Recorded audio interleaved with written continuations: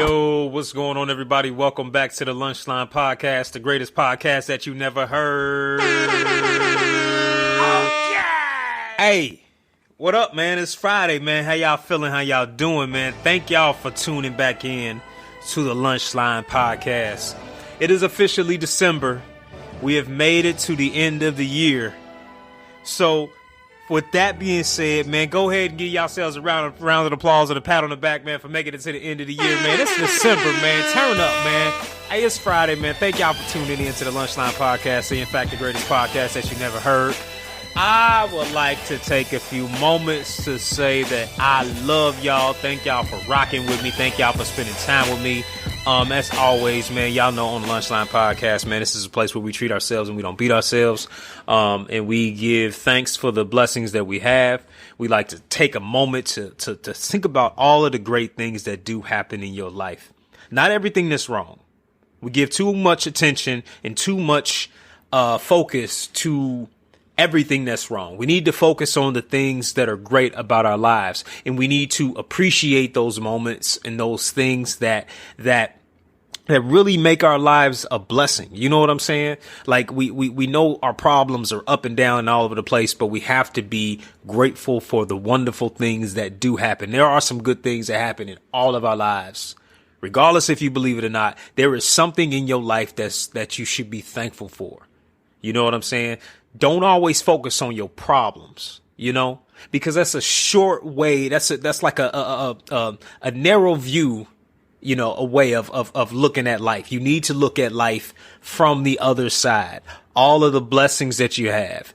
If you have good health, if you can walk, if you have a roof over your head, if your kids are healthy, if you're healthy, you know, like whatever, there's always something in our lives to be grateful for. You know what I'm saying? So it's all about our mindset. This year has been a big year about mindset and about, changing our lives by the way we think. You know, I've been really big on that, man. And I continue to preach that. And don't think that because I talk about it that I'm all perfect with it. I have my trials too. Like I have to battle and I have to fight and to remind myself of who I am and the person that I want to be and the person that I am. And I just stay focused on that. So, but you know, that's just that, man. So let me get up my soapbox, man. Thank y'all for tuning in. I appreciate y'all, coming to spend time with me. Chop it up. Now that I said all that, I want to say this. For all of you who are listening to the Lunchline Podcast, who are tuned in to me right now, we got to pick our friends wisely. We got to be very careful with people that we call friends, you know, giving that title away a little too loosely. Hanging with the wrong people or associating with the wrong people can get you killed. There's been a lot of people that have died because they were with people who they believed to be their friend and was not. This situation, this case with Shanquella Robinson is so very sad. It's so sad and it's heartbreaking and it's infuriating as well too. That girl wasn't supposed to die. That girl was not supposed to die on a trip with some people that she called her friends. And like I said, I've had a lot of conversations with close friends of mine, and we have talked about this thoroughly, and I've listened to them share their thoughts. I've shared my thoughts. And I've talked to female friends as well too. And I have heard stories from ladies that I consider friends about going on vacation with other girls, other women who didn't like them. I don't know why women go on trips. And this isn't me blaming Shanquilla. I'm not blaming her for this. But what I want y'all to understand, young women, is that it's not safe to entrust your life with people that you really don't know. And just because you've been around a person a few times and y'all both cool with the same person, y'all got friends who y'all both friends with the same person or something like that. Like, that don't mean that you should consider them people your friend. If you go on a trip anywhere with anybody, you have to go with people that would take a bullet for you and also shoot a bullet for you. People that will make sure that you will get there safely and you will get home safely. Somebody that's not going to leave you high and dry and put you in harm's way. I don't understand that careless behavior by a lot of women. Again, this ain't me blaming Shanquilla, because what happened to her, should have never happened. And I'm going to dive more into that in a second. But y'all can't just be rocking with people just because, man. You girls have got to be very, very cautious with who y'all deem as y'all friends. You can't go on trips with random women. I'm pretty sure you women have dozens of stories about going on trips with problematic women, problematic females who make the whole trip a waste because of their attitude and because of how they act, because of how they carry themselves, because of their hidden beef. If these people, listen, don't entrust your life with random people. You cannot entrust your life with random people. Because it should be like this. If we going on a trip, me and my squad, we do a trip. We do a guys trips every year when we can. And there's a code that we live by, which is if we going out the country, I know that your safety is very important. So I'm going to be watching your back. I'm going to make sure that you good. And if you under the influence, I'm responsible for caring for you. I know you like to say people can't control their liquor, their burden or whatever. But if we are 2,000 miles away from home, I am responsible for you and you're responsible for me. That's why we call ourselves friends. Is because if I go on a trip, I'm essentially trusting my life in your hands and vice versa. If I can prevent harm happening to you, then that's what I'm going to do. That should be the code. That is the unspoken code. Don't go on a trip with nobody that ain't willing to act a fool for you, to protect you. Do not go on no trip 2,000 miles away from home. You only know 4 people in this country. We all we got is each other. We responsible for each other. So don't ever go on a trip with anybody that's not going to do whatever they need to do to make sure you can make it back home safely. It ain't got nothing to do with just the babysitting thing. But you young girls or women, y'all link up with these people that y'all call y'all damn friends and they don't like y'all. You don't even know these people. It's just some random trip that some girl said, like, that is not a great idea. That is not a great idea. You don't know these other people. You don't know their intention. You can't do it. What happened to Shanquilla should have never happened. And I'm going to say this. As a man, it is a man's responsibility to make sure nobody gets hurt like this. As a man, you're supposed to not just record the fight. You're not supposed to do that. You're supposed to stop the fight, not sit there and record the fight for World Star. As a man, whoever was recording that video, those men that was there in that room with that girl, they should have been the first ones to say, all right, that's enough. She ain't fighting back. You got your licks in. It's done.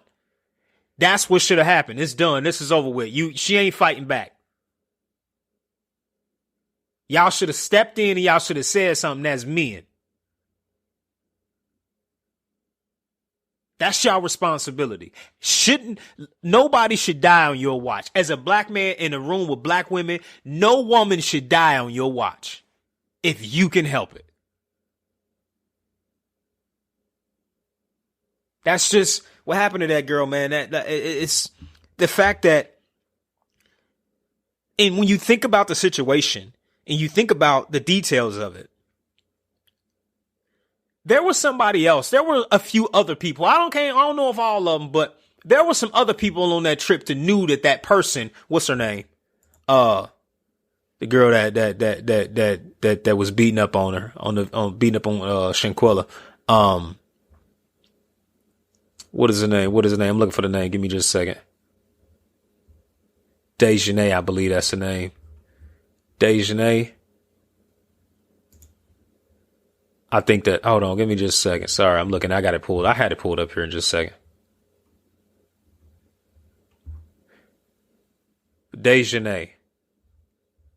Well, anyway, this Dejanay person, there was somebody else who on this trip who knew that this girl had a problem with Shanquella that Shanquella didn't even know about, and they didn't say anything. They all, like a few of them knew. I don't know if all of them may have knew. They knew what was going on, and the fact that they didn't say nothing and they sat there and they watched this thing, it's like they condoned it to happen. Like when a fight breaks out and it's a group fight, if we're on a trip, me and my squad, 2 people get into it, they fight, they tussle with each other. All right, that's enough. We done. Y'all got y'all licks in. Y'all got to be done with this. Y'all can't keep fighting. This is it. This is the end of it. Let's go on about our vacation. But y'all sat there and y'all watched this girl get beat up. And then y'all watched this girl sit there and get severely injured. And y'all walked over her body. And y'all went in there and y'all packed y'all stuff up. Y'all packed y'all stuff up. I don't know if the girl's body was there or not, if she was still there during these, but y'all packed y'all stuff up. Said she had too much to drink. Packed her stuff up. Flew back home. Y'all left her there. Y'all left her there. And the fact that y'all left her there, and the fact that y'all packed up y'all shit, y'all got back on the flight and flew back to the States, y'all left this girl's there, means that y'all had some type of ill feeling towards her as well too. That ain't, you don't do that to nobody that you rock with for real. You don't just abandon them in a country 2,000 miles away from home. You go stay with her. You go to that hospital with her. If she in the hospital, you in the hospital. And I know she should have never went to the hospital because the shit should have been over with a minute after it started. It should have been done. Once y'all ain't see the girl fighting back. But the fact that y'all collected y'all shit, y'all left her there. Left her there. Shows how y'all felt about her. Every last one of y'all that got back on y'all flight, that went back home, all of y'all had a hand in this shit. Cause y'all didn't do what was necessary to stop the fight, nor did y'all do what y'all needed to do to make sure she got the right health care that she needed, and y'all left her there. If something happened to a trip that I'm on somebody with, you in the hospital, well, damn it, I'm there with you. We can move these flights around. We can figure it out.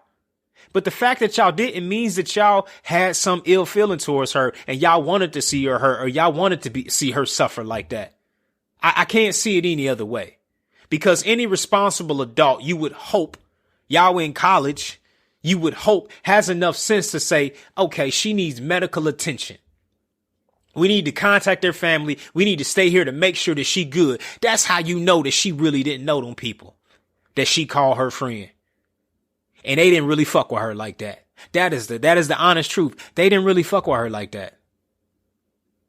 The fact that they left this girl 2,000 miles away from home. Oh, she had too much to drink.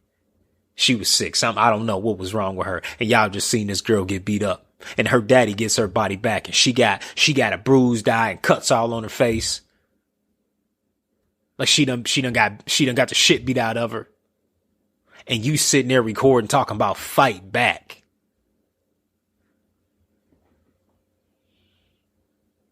Hey man, stop going on these fucking trips with these people, man, who don't like you. Stop going on these fucking extravagant trips to these beautiful places with these random ass people. You go on these vacations to experience something beautiful, to have a good ass time. You can't do that shit with just some random people that you just met. Stop with these fake ass social media ass cliques. So you got to cut that shit out. You got to cut that shit out, because by the time you hit 30 and 40 years old, you probably only gonna have 2 or 3 good friends anyway. So everybody ain't your damn friend, and you just can't squad up and link up with everybody like that. You cannot. You cannot. You girls have got to stop that. You got to stop that shit. Y'all got to stop that shit. Like, for real. It's disappointing all the way around, you know? That young girl, she didn't deserve that.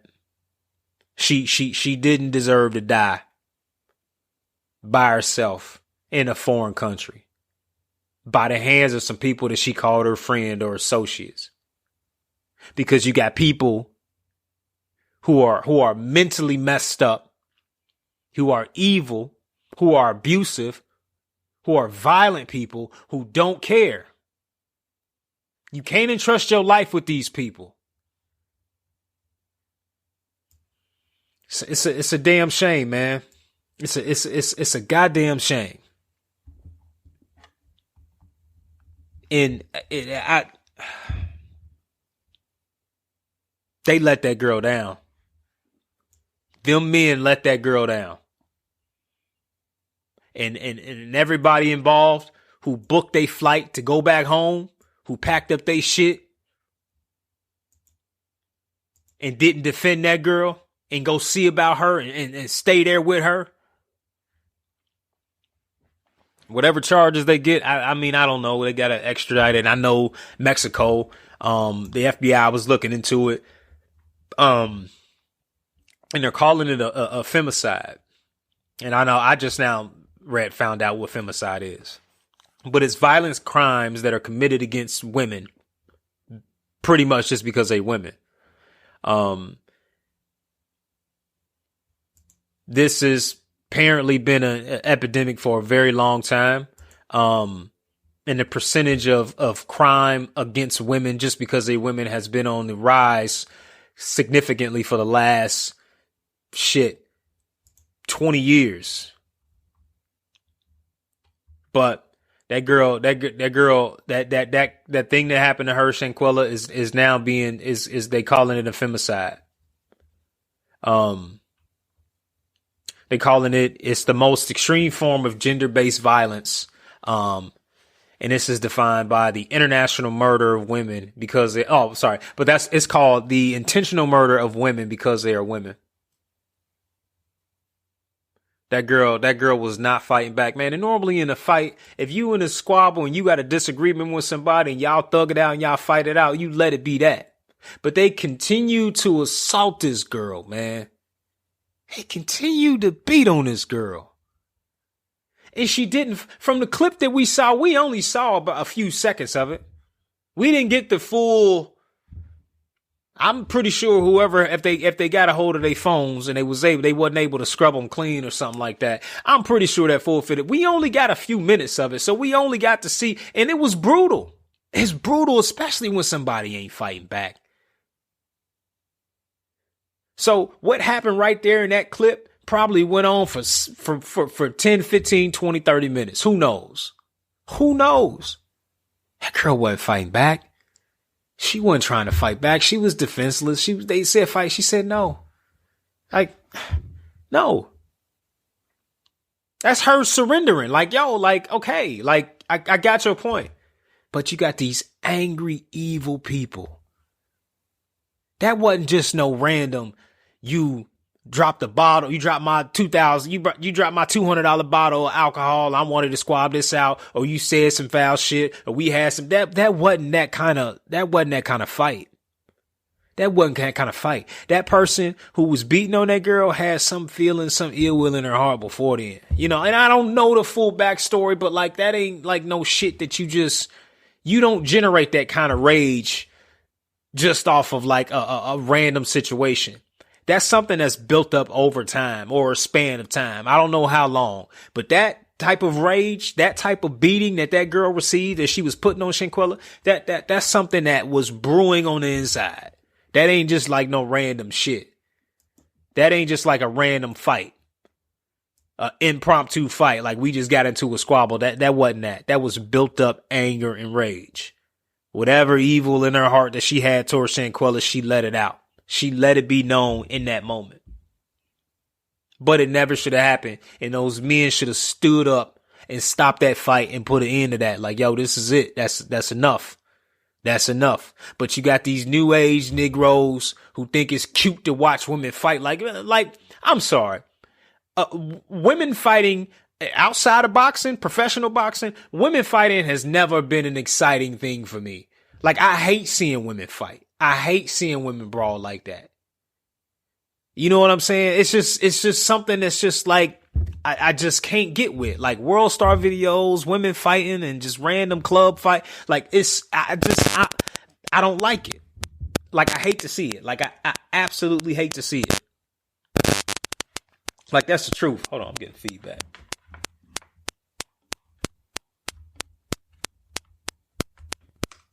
But yeah, so sorry, man. I'm having difficulties here.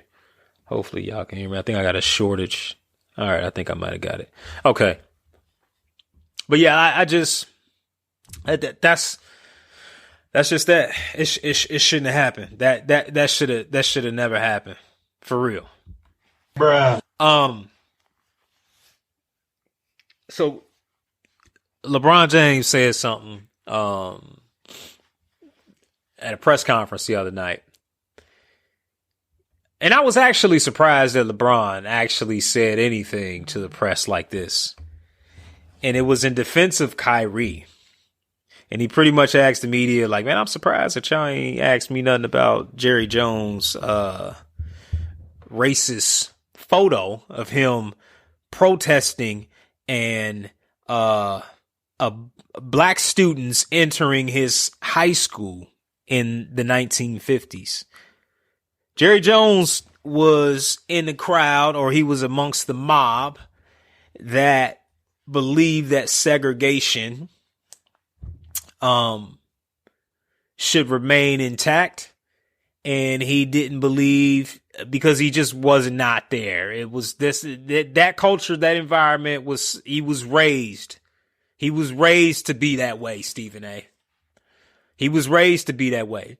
So LeBron, and I say that to Stephen A because Stephen A came to the defense of Jerry Jones. Like, this was sick. We're talking about something that's 50 or 60 years ago. Well, let me explain something to you, Stephen A. Has Jerry Jones done anything to make us believe that he's not a racist man? Like, seriously, like, has he done anything to make us believe that he's not a racist man? You remember when they was taking a knee and Jerry Jones was, you son of a bitches try to take a knee. He wasn't for it. He had a problem with people kneeling, taking a stand against police brutality in America. He had a problem with people standing up for human rights. Those son of bitches bet not kneel on my field. You honor our flag and our country, boy. The person who is not an ally to any black issue, Stephen A. He's never came out and publicly said that I condemn racism and I stand with the players and I stand with black people. No, I haven't heard that either. Nobody has seen that. Never hired a black coach in the history of cowboy football. It's easy to see who Jerry Jones really is. And this picture was just another thing that, proved that. I'm not surprised. I'm not wowed by it. But the fact that Stephen A refused to see the obvious truth, I'm not surprised. I'm not surprised. But LeBron made a statement asking the reporters, how come y'all ain't question me like y'all was questioning me about Kyrie? Y'all ain't asked me nothing about Jerry Jones. Crickets. And everybody in the media knows LeBron is right. The only people that was actually angry by that comment is white men, like always. It's always the white men who are angered by anything that an athlete says. They pretty much are like, shut the fuck up and entertain us. That's how a lot of white fans feel. White male fans feel that way. Shut the fuck up, entertain us. We're not here to hear about your social issues. We need you to dribble and score 3-pointers and touchdowns. That's what we are here for. We're not here for your human rights, nor do we care about your race of people. They should be remain separate. So come over here and entertain us and deal with your own shit on your own time. That's the truth. But LeBron has some remarks for it, and LeBron was right.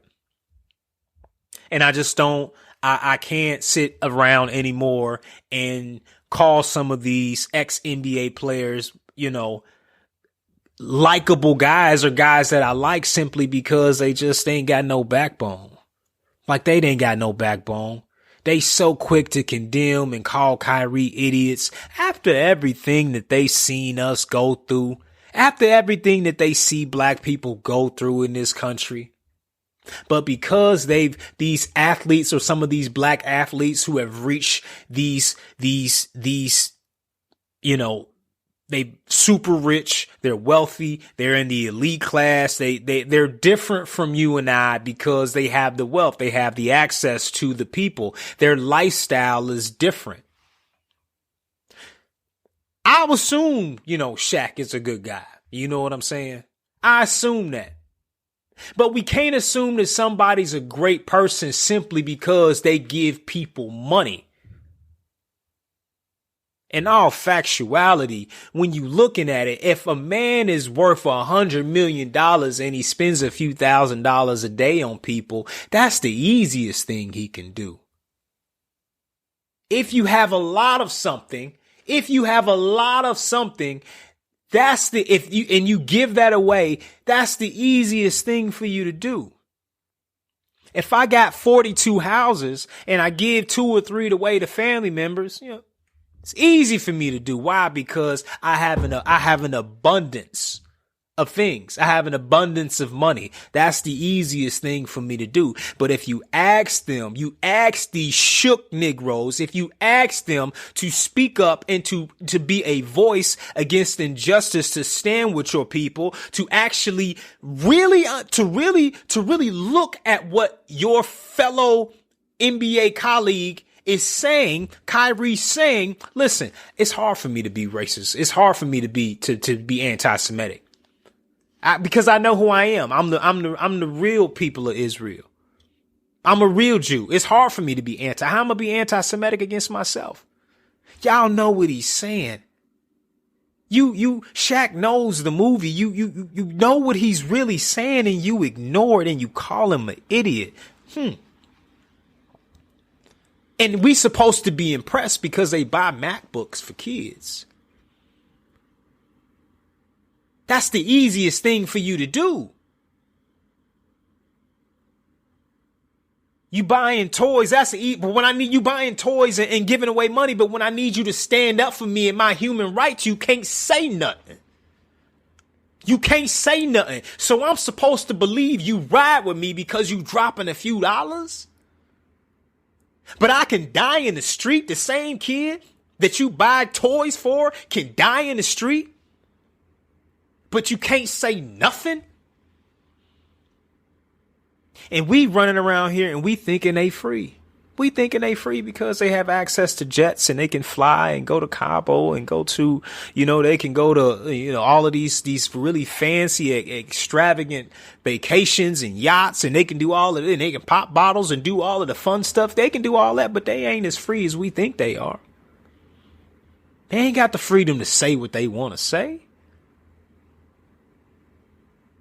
Some of them will never say anything. And they say a little bit sometimes, but hey man, it's the line has been drawn in the sand and you can see who's really rocking with us and who's not. And that's why I always say we got to stop putting pressure on these celebrities to be activists and expect them to be the voice of change for the people. That's the people's job. That it's always been the people's job. And if they want to join in, cool. If you're going to be an ally for real, but if not, go over there. Like, go over there. Everything that's happened to these athletes, man, everything that's happened to these people and the backlash that, you know, Kyrie is getting for calling out a group of people who are apparently claiming that they something that they not. There's no crime in that. There's no crime in that, but they so quiet about Jerry Jones. They so quiet about Brett Favre stealing all that money. But they ain't talking about it. It's not the same backlash. Y'all remember Michael Vick and them pit bulls? Y'all remember that? World was on fire. There was Michael Vick media 24/7 around the clock every damn day. Like, but y'all hunt lions for sport. Y'all hunt rhinos for sport. Y'all kill them and cut their head off and hang them in your living room. I know dogs are considered, you know, in America, dogs are considered pets and we love them. But in other countries, they considered a delicacy. Like, straight up, people in other countries are cooking dogs. They cook dogs. And they honor and they respect cows. And we butcher them here in America. You see that? But they went gung-ho on Mike Vick for months. Oh, Mike Vick, Peter, we want his head. We want his rah-rah. How in the fuck are people going to go rah-rah for animals? They go rah-rah gun-ho. They ready to die behind whales and pandas and shit. But they silence about the killing and the butchering and the injustice and the racial discrimination in this country against black people. Talk about some fucked up priorities. You can ride and die for some giraffes and whales and sea life, but you quiet on human rights? What? If you somebody who believes in justice for all animals and all beings, then you should have that same energy when you recognize injustice. But they shook. Our athletes, our entertainers, these people that have been idolized for so many years, these people shook. Let them be shook. You know who with us and who ain't. They got to protect their bottom line. They detach. Some of them are detached from life as we know it.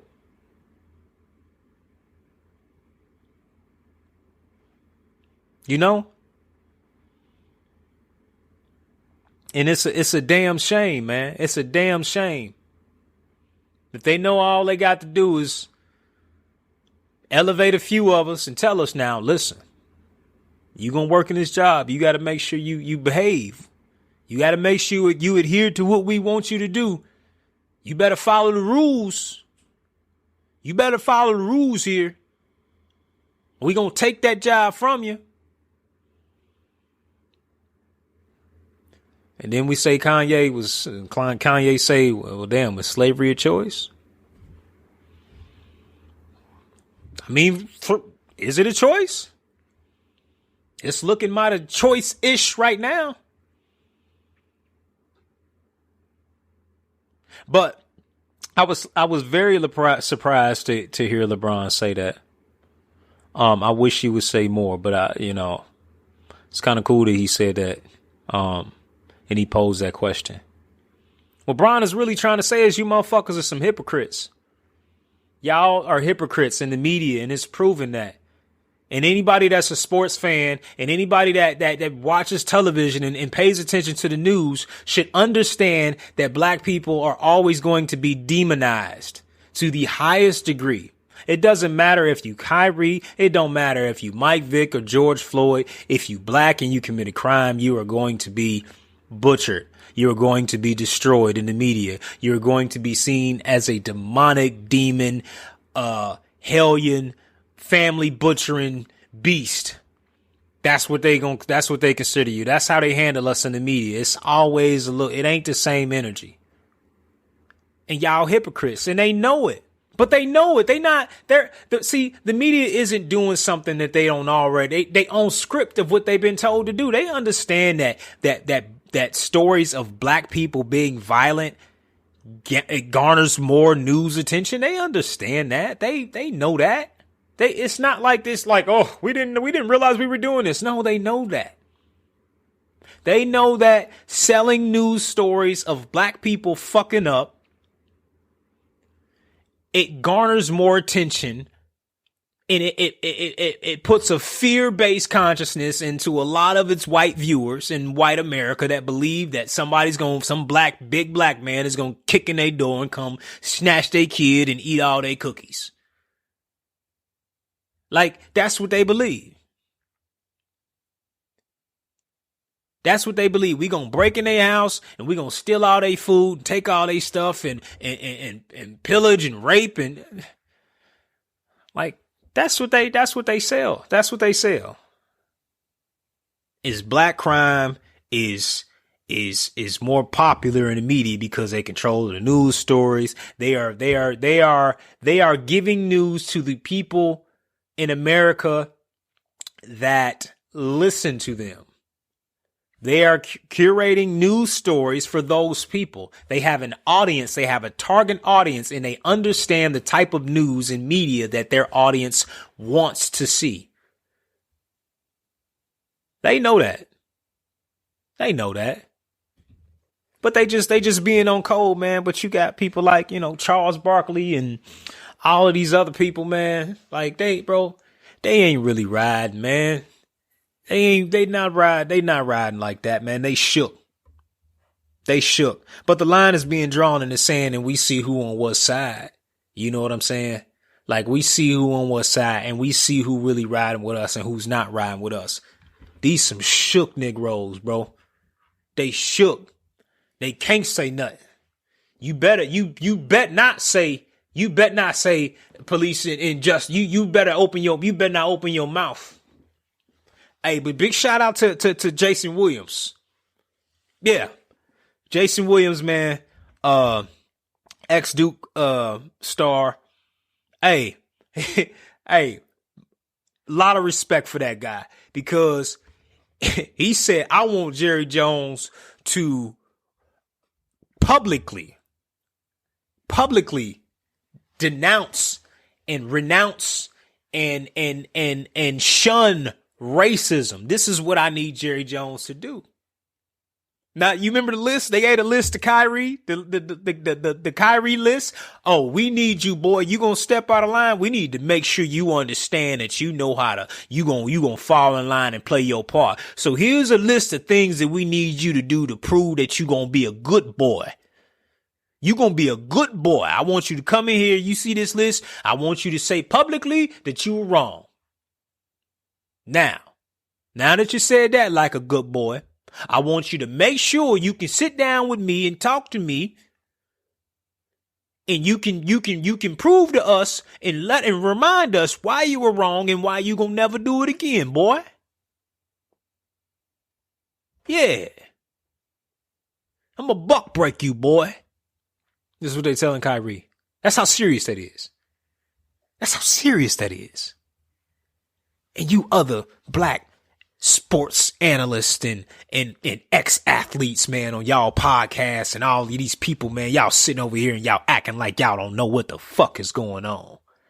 Like y'all don't really see this shit. And listen, and I'm sorry to be so direct, but I have to. Y'all act like y'all don't know what the hell going on because you don't want to disappoint your bosses. You don't want to disappoint your bosses. Because he's giving y'all the same script. Listen, this is the shit you can't talk about, Stephen A.